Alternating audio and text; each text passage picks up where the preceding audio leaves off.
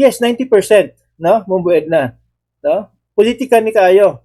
Ang balaod ani 10% lang o basi mas gamay pa, Mm. no? So ang dagan ani political dynamics lang, no, sa atong nasod.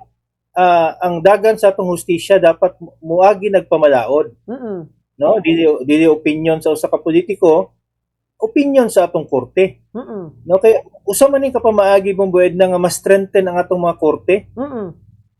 Part man ni sa atong demokrasya nga ang final arbiter, no, sa mga legal issues dili mga abogado. Mm. Kay kami advocates naman mi ani bumbued na, no, mo interpret mi, but ang final nga moingon na kanang ini mong interpretasyon sakto dili ang atong Korte Suprema. Mm. No, mo maning oath sa mga abogado pag kung ni oath ka as lawyer, ang imong point ay imong opinion, usa lang naka-opinion, kung mo decide ang atong korte, human ang desisyon. Mo na ang final decision sa usa ka legal nga issue.